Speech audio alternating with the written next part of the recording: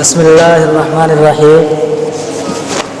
نحمده ونستعينه ونستغفره ونعوذ بالله من شرور أنفسنا ومن سيئات أعمالنا، من يهده الله فلا مضل له ومن يضلله فلا هادي له، ونشهد أن لا إله إلا الله وحده لا شريك له، ونشهد أن سيدنا وسندنا وحبيبنا ومولانا محمدا عبده ورسوله. قال الله تبارك وتعالى: أعوذ بالله من الشيطان الرجيم، بسم الله الرحمن الرحيم. إنا أنزلناه في ليلة القدر وما أدراك ما ليلة القدر. ليلة القدر خير من 1000 شهر، تنزل الملائكة والروح فيها بإذن ربهم من كل أمر، سلام هي حتى مطلع الفجر. صدق اللہ العظیم. میرے محترم بزرگوں اور نوجوان بھائیوں، اللہ تبارک و تعالیٰ کا بے انتہا شکر، اس کا احسان، اس رب کریم کا ہم سب کے اوپر فضل ہوا کہ اس رب نے ہمیں رمضان المبارک جیسا بابرکت مہینہ عطا کیا. اسی کے ساتھ ساتھ اللہ تعالیٰ کا مزید کرم یہ ہوا ہم سب کے اوپر، تمام ہی اہل ایمان اہل اسلام کے اوپر، کہ اس رب نے رمضان المبارک کے مہینے میں تراویح جیسی بابرکت نماز عطا فرمائی. اس نماز کی برکت سے اللہ تعالیٰ نے ان لوگوں کو بھی جو لوگ قرآن کریم پڑھے ہوئے نہیں ہیں یا کسی وجہ سے نہیں پڑھ سکے،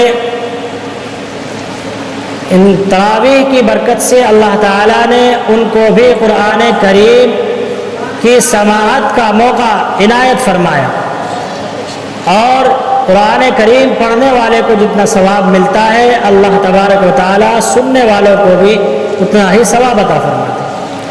اگر یہ نعمت ہمیں نہ ملتی تو کیا ہوتا؟ نہ جانے کتنے مسلمان، کتنے اہل ایمان، کتنے مسلمان ایسے ہوتے کہ ان سے اگر یہ معلوم کیا جاتا بھائی قرآن کریم کچھ ہے، تو وہ کہتے کہ بھائی معلوم نہیں ہمیں تو قرآن کیا ہے. جو قرآن پڑھتے صرف ان کی زندگی میں یہ بات ہوتی کہ انہیں کو معلوم ہوتا کہ بھائی قرآن بھی ہے، قرآن پڑھا بھی جاتا ہے، قرآن سنا بھی جاتا ہے. تو اللہ تعالیٰ کا کتنا بڑا کرم ہے کہ اس رب نے ہمیں اتنی بڑی دولت عطا کی، تراویح کی نماز. اور تراویح کی نماز میں جن حضرات نے قرآن کریم سنا، قرآن کریم جن حضرات نے پڑھا، وہ مبارکبادی کے مستحق ہیں. کیوں؟ اس لیے کہ تراویح کی نماز کے اوپر اللہ تعالیٰ کے بڑے بڑے وعدے ہیں. ایک حدیث میں آتا ہے، ایک بہت بڑے عالم دین یہ بیان کرتے ہیں اللہ کے نبی علیہ السلام کی حدیث مبارکہ کے حوالے سے کہ اللہ تبارک و تعالیٰ تراویح کی نماز کے ایک سجدے پر، صرف ایک سجدے پر 1500 نیکیاں عطا فرماتے ہیں. اور ایک جگہ جو کہا کہ یہ سرخ یاقوت کا ایک محل، یاقوت ایک پتھر ہے جنت کا، اس کے کو تراش کر کے اللہ تعالیٰ ان لوگوں کے لیے جو تراویح کی نماز ادا کرتے ہیں اس کے لیے جنت میں محل تیار کرتے ہیں. کتنا بڑا انعام ہے. اور اس کے علاوہ جو تراویح میں ہم رکوع کرتے ہیں، تسبیحات پڑھتے ہیں، قرآن کریم سنتے ہیں، قرآن کریم پڑھتے ہیں، اس کا ثواب الگ رہا. تو یہ کتنا بڑا انعام ہوا ہم سب کے اوپر اللہ تعالیٰ کا کہ اس رب نے ہم سب کو تراویح کی نماز بطور انعام کے رمضان المبارک میں عطا فرمائی. جہاں بہت سارے انعامات اس رمضان میں اللہ نے کیے ہیں اہل ایمان پر، اسلام کے ماننے والوں پر، جہاں بہت ساری نعمتوں کی برسات کی ہے، جہاں بہت ساری نعمتوں کی بوچھار کی ہے، وہیں یہ بھی ایک نعمت عظمیٰ عطا فرمائی تو تراویح کی شکل میں ہمیں دی گئی ہے. اللہ تعالیٰ جس بچے نے قرآن کریم سنایا ہے اس کو عالم دین اور حافظ با عمل بنائے. میں نے قرآن کریم کی ایک چھوٹی سی سورت تلاوت کی ہے، اس सूरत को तिलावत करने का हमारा मकसद क्या है? अल्लाह ताला ने जहां हमें रमज़ानुल मुबारक के रोज़े, रहमतें, बरकतें, तरावी की नमाज, ये सारी चीज़ें अता फरमाई, एक और बहुत बड़ी नेमत अता फरमाई अल्लाह ने हम सबको। वो क्या है? वो रात है जिस रात का अल्लाह ने इस सूरत के अंदर तज़किरा किया है, इन्ना अंज़लनाहु फ़ी लैलतिल क़द्र। ये पूरी सूरत अल्लाह ने उस रात की फजीलत के बारे में नाजिल फरमाई है। अल्लाह तबारक व तआला ने एक निज़ाम बनाया, दुनिया को चलाया, इसमें इंसानों को भेजा, किसी की कितनी उम्रें बनाई, किसी को कितनी उम्र दी। हमारे आका मोहम्मद अरबी सल्लल्लाहु अलैहि वसल्लम ने जब बनी इसराइल की उम्रों को देखा, किसी की 1000 साल, किसी की 1200 साल, किसी की 1500 साल, उससे भी ज़्यादा उम्रें हुई, तो अल्लाह के नबी अलैहिस्सलातु वस्सलाम के दिल में एक एहसास हुआ, अल्लाह मेरी खुद उम्र इतनी थोड़ी सी, मेरी उम्मत की उम्र थोड़ी सी, मेरी उम्र तो अगर मेरी उम्मत अगर सजदा करके भी सारी ज़िंदगी गुजार देगी जो तूने अता फरमाई, तो इनका मुकाबला तो तब भी नहीं कर सकती। नबी अलैहिस्सलातु वस्सलाम के दिल के अंदर एक एहसास हुआ कि अगर मेरी उम्मत को भी इतनी उम्रें दी जाती तो मेरी उम्मत भी इबादत करती, अपने मौला को राज़ी करती, अपने रब के सामने सजदा करती, अपने रब के सामने रो करके गिड़गिड़ा करके अपने गुनाहों की माफ़ी मांगती। अल्लाह के नबी अलैहिस्सलातु वस्सलाम के दिल में एहसास हुआ तो अल्लाह ने कहा कि मेरे महबूब मायूस ना हो, हम एक ऐसी रात तेरी उम्मत को अता फरमाएंगे कि अगर तेरा एक भी उम्मती उस रात में जाग लिया, उस रात में जाग करके उसने मौला की इबादत कर ली, अपने रब की इबादत कर ली, तो अल्लाह ताला उसको हज़ारों साल इबादत करने का सवाब अता फरमाएगा। तब अल्लाह ने ये सूरत नाजिल फरमाई, इन्ना अंज़लनाहु फ़ी लैलतिल क़द्र, कि हमने लैलतुल क़द्र को नाजिल किया है। लैलतुल क़द्र खैरुम मिन अल्फ़ शहर। फिर अल्लाह ने खुद कहा कि तुम जानते भी हो लैलतुल क़द्र क्या है, वो 1000 महीनों से भी बेहतर है, खैरुन बेहतर है। क्या होता है उस रात में? तनज़्ज़लुल मलाइकतु वर्रूहु फ़ीहा, उस रात में फरिश्ते आसमान से ज़मीन पर आते हैं। इस सूरत की तफसीर में बहुत सारे मुफस्सिरीन ने बहुत सारी बातें लिखी हैं, लेकिन हज़रत शेख रहमतुल्लाह अलैह ने, शेख ज़करिया नव्वरल्लाहु मरक़दहू ने भी फ़ज़ाइल आमाल में भी इस तफसीर को नकल किया है। इस सूरत की तफसीर को बहुत सारी बातें उसमें लिखी है। ये बात भी एक लिखी है कि अल्लाह ताला का निज़ाम है दुनिया के अंदर फरिश्तों को भेजने का, लेकिन एक ऐसी जमात है अल्लाह के यहाँ कि जो कभी नहीं भेजते जिस जमात को अल्लाह ताला, उस जमात को सिर्फ इसी रात में दुनिया में भेजते हैं अल्लाह। और साथ में हज़रत जिब्रील अलैहिस्सलाम भी होते हैं, एक कौल ये भी है। और वो आकर के बाकायदा उन अहले ईमान से, उन ईमान वालों से जो रात को उठ कर के अपने रब की इबादत करते हैं, अल्लाह के सामने रोते हैं, अल्लाह के सामने अपनी माजरत करते हैं, अपने गुनाहों को याद कर कर के वो रोते हैं, उनकी दुआओं पर आमीन कहते हैं। कहीं आता है कि उनसे मिलते हैं, मुलाकात करते हैं, उनसे मुसाफा करते हैं। तनज़्ज़लुल मलाइका, मलाइका नाजिल होते हैं। इस आयत की तफसीर में बहुत सारे मुहद्दिसीन ने तफसीर की है। वर्रूह फ़ीहा, इस तफसीर में लिखी है ये बातें सारी कि रूह क्या चीज़ है।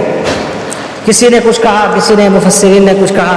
हज़रत शेख ने बात लिखी है कि मलाइका मखसूस जमात इस रात में उतरती है, बिइज़्नि रब्बिहिम, वे खुद नहीं आते, उनके मौला का, उनके रब का हुक्म होता है कि तुम दुनिया में जाओ और दुनिया में जा कर के जो मेरे बंदे रो रहे हैं, इबादत कर रहे हैं, उनके सामने जा कर के रो, उनके साथ जा कर के उनकी दुआ पर आमीन कहो, उनसे मुलाकात करो, मुसाफा करो। बिइज़्नि रब्बिहिम मिन कुल्लि अमरिन सलाम हिया हत्ता मतलइल फज्र। और अल्लाह ताला ने खुद इस आयत सूरत के अंदर ये कहा है कि वो रात जो है ना, पूरी की पूरी रात सराबा है, सलामती वाली रात है। यानी ये अमल फरिश्तों का आना پوری رات لگا رہتا ہے، حتی مطلع الفجر، یہاں تک کہ صبح صادق ہو جاتی ہے۔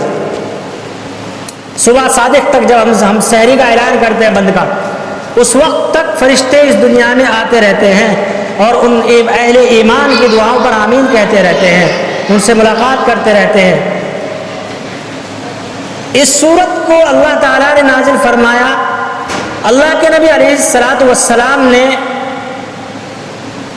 اپنے رب کے اس حکم کو اس طرح سے عمل کیا، اپنایا کہ اللہ کے نبی علیہ الصلوۃ والسلام رمضان المبارک کے آخر عشرے میں اعتکاف کیا کرتے تھے، اور یہ اعتکاف کا عمل اللہ کے نبی کا ایسا ہے کہ ساری زندگی اللہ کے نبی نے کیا ہے۔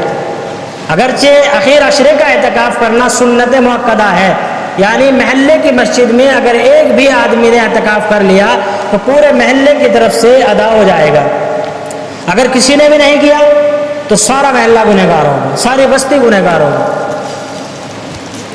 تو اللہ کے نبی علیہ الصلوۃ والسلام نے اعتکاف کیا ہے۔ مقصد کیا ہے اعتکاف کا؟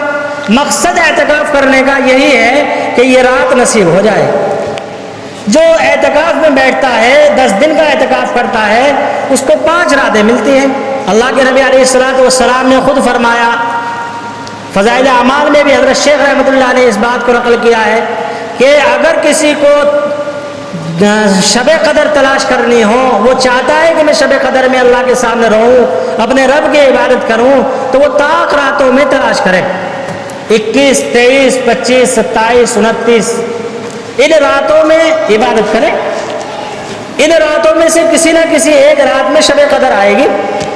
جب وہ ان راتوں میں جاگے گا، اللہ کی عبادت کرے گا، تو ایک نہ ایک رات ضرور آئے گی اور اس کا حصہ اس شب قدر میں مل جائے گا، شب قدر میں جاگنے والا ہو جائے گا۔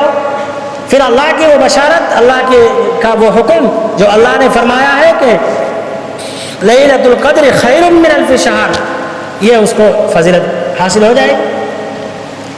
میرے بزرگوں، آج مسلمان کہاں ہیں مجھ سے زیادہ آپ جانتے ہیں۔ ایسا وقت زندگی میں شاید ہمارے بڑوں کی زندگی میں کبھی نہ آیا ہو، اتنی فرصت کا وقت، اتنی فرصت کا رمضان، اتنی فرصت کی نماز، اتنی فرصت کا جاگنا، اتنی فرصت کا بیٹھنا اٹھنا، 24 گھنٹے بالکل فری مائنڈ، کاروبار کی کوئی ٹینشن نہیں، بازار کی کوئی ٹینشن نہیں، لانے لے جانے کی کوئی ٹینشن نہیں، کسی کی عدی بھیجنے کی کوئی ٹینشن نہیں، کچھ بھی نہیں ہے۔ کسی زندگی میں پہلا ایسا رمضان ہے کہ جو اللہ نے عطا فرمایا۔ ہونا تو یہ چاہیے تھا کہ ہم اس فرصت کے وقت میں اللہ کی زیادہ سے زیادہ عبادت کرتے، لیکن ہم مسلمان اس کا الٹا کر رہے ہیں۔ ہم فرصت کے وقت میں میسج پڑھ رہے ہیں، موبائلوں پر گیم کھیل رہے ہیں، گلیوں میں بیٹھ کر کے وہ لوڈو کھیل رہے ہیں، ٹائم پاس کر رہے ہیں۔ اس طرح کے اگر ہم عمل کریں گے تو ایمانداری سے بتاؤ، اللہ کا غصہ بھڑکے گا یا کم ہوگا؟ بولو بھائی، بھڑکے گا نا۔ اگر ہمارا مالک، کسی کی دکان کے اوپر ہم نوکری کرتے ہیں، کسی کے یہاں ہم کاروبار کر رہے ہیں کہ نوکری کرتے ہیں، اس مالک کا کہنا نہ مانے اور اس نے جو اتنے کام ہمیں کرنے کے لیے کہا ہے، جتنا وقت ہمیں دینے کے لیے کہا ہے، اگر ہم وقت نہ دیں تو ایمانداری سے بتاؤ کہ وہ مالک راضی ہوگا ہم سے؟ دھکے دے کر باہر نکال دے گا۔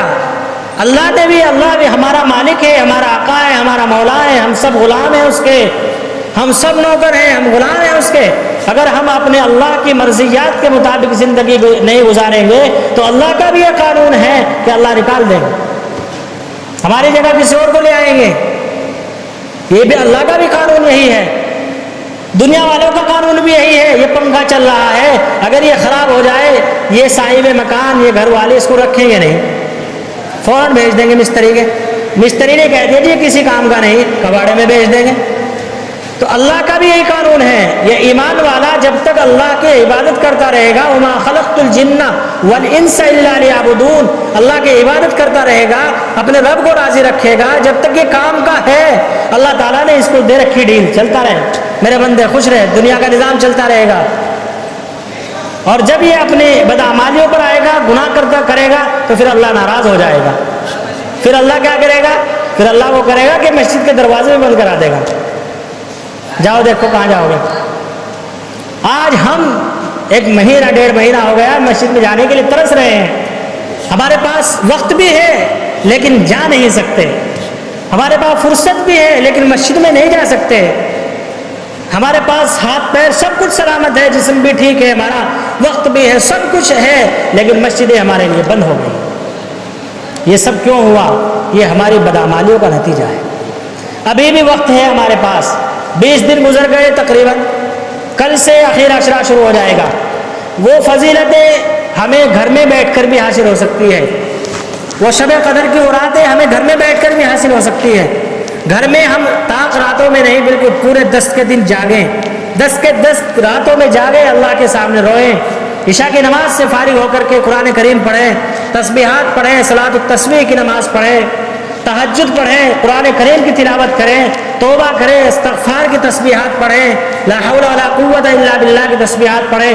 ویسے تو اللہ کے نبی علیہ السلام نے فرمایا کہ رمضان المبارک میں جنت کو طلب کرو, جہنم سے پناہ مانگو, کلمہ طیبہ اور استغفار کی کثرت رکھو, خوب کلمہ پڑھو, رات کو اللہ کے سامنے رہو, تہجد میں پڑھ کر کے اپنے گناہوں پر معافی مانگو, گناہوں پر شرمندہ ہو, اپنے گناہ یاد کر کر کے اپنے مولا کے سامنے بیان کرو, اللہ میں نے مجھ سے بھی غلطی ہوئی, مجھ سے یہ بھی غلطی ہوئی تو شاید مجھ سے اس لیے ناراض ہوگا. اپنے آپ میں سمجھو کہ یہ ساری آفت اگر آ رہی ہے تو میری وجہ سے آ رہی ہے, یہ ساری پریشانی اگر آ رہی ہے تو میری وجہ سے آ رہی ہے. جب یہ ایمان والا اس طرح سے اپنے آپ کو اپنے رب کے سامنے پیش کرے گا تو مولا اس سے عبادتوں سے خوش ہو کر کے, اس کے سجدے میں رونے سے خوش ہو کر کے اس کو معاف کر دے. اس لیے میرے بھائیوں, یہ راتیں جو باقی بچی ہیں 10 راتیں, ہم کھیل میں نہ گزاریں. ہم اپنے گھروں میں بیٹھ کر کے, ہم اپنے گھروں میں رہ کر کے بھی اللہ کی عبادت کر سکتے ہیں. کل ہم پچھلے رمضان میں ہمارے پاس موقع تھا مسجدوں میں جانے کا, اب موقع نہیں ہے, تو ہم اپنے گھروں میں ہی ان راتوں میں جاگ کر کے عبادت کریں. شب قدر کے جو فضائل ہیں, شب قدر میں جاگنے کے جو انعامات ہیں, وہ ہم اپنے گھر میں رہ کر بھی حاصل کر سکتے ہیں. اس لیے جو باقی دن بچے ہیں ہم اس میں اللہ کی زیادہ سے زیادہ عبادت کریں گے انشاءاللہ. اور جو راتیں ہیں, ہر رات میں ہم اللہ کے سامنے روئیں گے. جب ہم اپنے کام سے, جو گھر کا کام ہے, فارغ ہو جائیں, وضو کر کے قرآن لے کر کے بیٹھ جائیں, تلاوت کرتے رہیں, اللہ اللہ کرتے رہیں, اللہ کے سامنے روئیں. انشاءاللہ اللہ تعالی ہم سب کے گناہوں کو, ساری امت کے گناہوں کو معاف دیں گے. اور میں امید کرتا ہوں کہ اللہ تعالیٰ نہ جانے کس کی مانگنے کی برکت سے, کس کی رونے کی برکت سے یہ ساری دنیا سے ساری آفت کو اللہ تعالیٰ دور فرما دے. اللہ تعالیٰ جتنے بھی بیمار ہیں ان سب کو شفا عطا فرما دے. اور اس بچے نے قرآن کریم سنایا ہے, اللہ اس کو پڑھنے کو قبول فرما لے. اور جو اس گھر میں رہنے والے جتنے بھی حضرات ہیں, اللہ تعالیٰ ان سب میں آپس میں پیار محبت پیدا فرمائے, ان سب کی عمروں میں برکت عطا فرمائے. جتنی باتیں کہی گئی ہیں جو ان میں صحیح ہے, اللہ تعالیٰ ہم سب کو ان سب باتوں پر عمل کرنے کی توفیق عطا فرمائے.